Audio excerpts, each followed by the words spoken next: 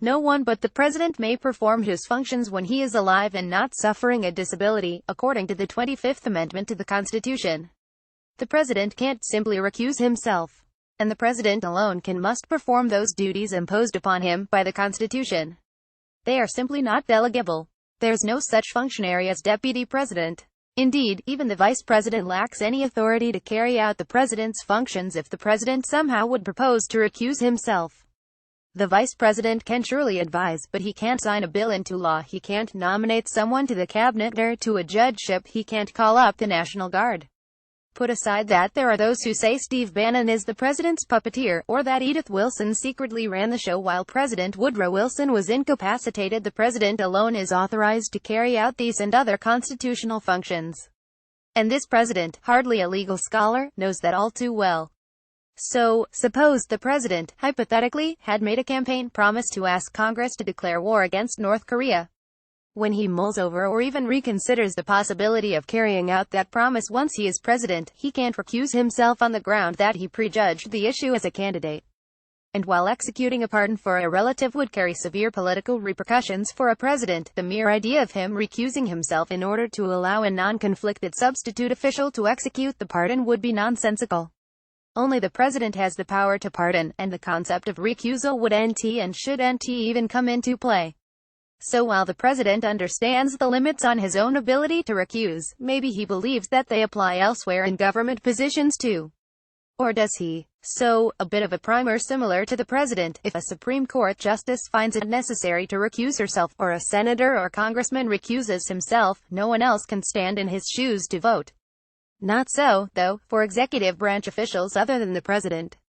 For example, if a cabinet member needs to recuse himself, there is always someone else in the chain who can take action. And that, it appears, is the president's problem. Yes, the president may have more confidence in his appointed, and loyal, cabinet member than in that cabinet official's first assistant. But there are often valid reasons for recusals. Perhaps the defense secretary needs to award a large military contract to a company at which he was previously the CEO. Maybe the Secretary of State must investigate a U.S. embassy for alleged misconduct during a time he himself was the ambassador. Or possibly the Education Department is considering a program that will increase benefits to a pension system in which the Education Secretary herself is a pensioner. Rules and regulations, as well as common sense, guide an executive branch official to ensure that government decisions are effectuated with integrity and without appearance of impropriety problems. This president, though, seems not to accept this, particularly so, it seems, in the instance of an attorney general who must not only conform to traditional ethics rules and regulations applicable to all cabinet officials but also to legal ethics rules. He is, after all, the nation's top lawyer. Put aside that Benson. Jeff Sessions' call on Trump to defend DACA. McConnell faces questions, but no test to his leadership. White House downplays idea of Sessions' move to Homeland Security. Moore stated, at his confirmation hearing, that he would seek advice to avoid a conflict of interest. The basis for his recusal had nothing to do with that statement. As Sessions himself noted, Justice Department regulations alone require recusal when a matter implicates a personal or political relationship with something that must be investigated. And because Sessions met with Russian diplomats during the campaign and then, for one reason or another, left some of those meetings off his disclosure forms, an issue that would invariably be part of the Russian election influence investigation, Sessions couldn't be part of an investigation that would basically require him to investigate himself, his actions and his motivations.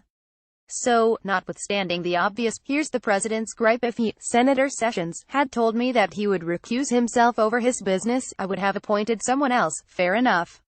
I suppose the suggestion is that Sessions, yet not the president, should have known when he accepted President Donald Trump. How Polish populism explains Trump and the rebirth of nationalism. Lewandowski Priebus ultimately responsible for White House leaks. Crusade. Now Bannon is establishment voice in Trump White House. Moore's nomination that a Russia investigation would be necessary, and that Sessions would have to recuse himself. Mr. President, I will accept your nomination, but note that if there is an investigation into Russia tampering with the campaign, I will recuse myself.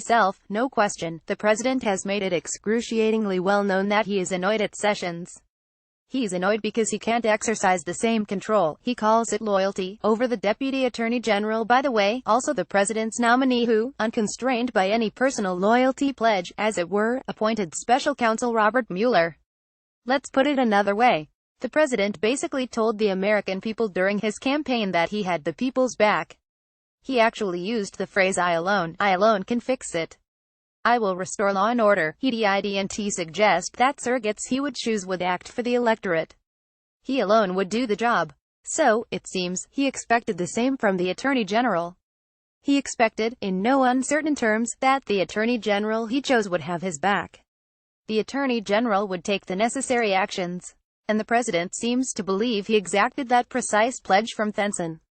Sessions. So this is where we are left. What Trump apparently wanted was an Attorney General who wouldn't see the need to ever recuse himself, or at least, not in these circumstances, who would willingly advance the president's personal agenda.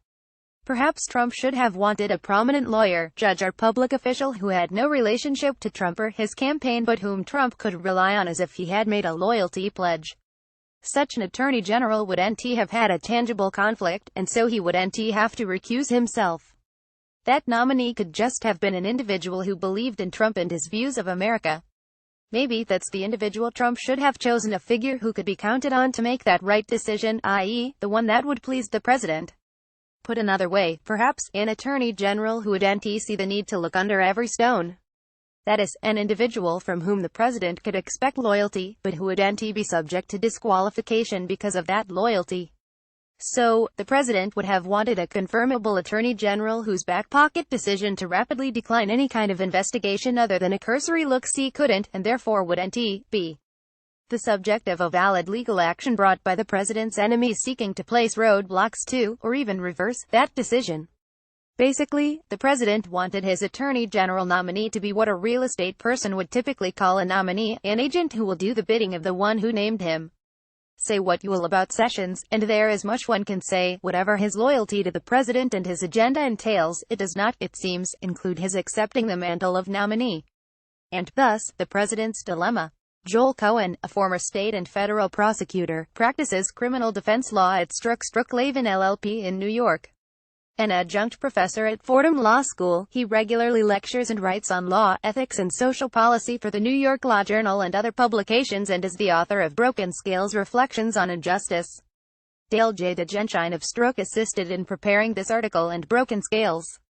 The views expressed by contributors are their own and are not the views of The Hill.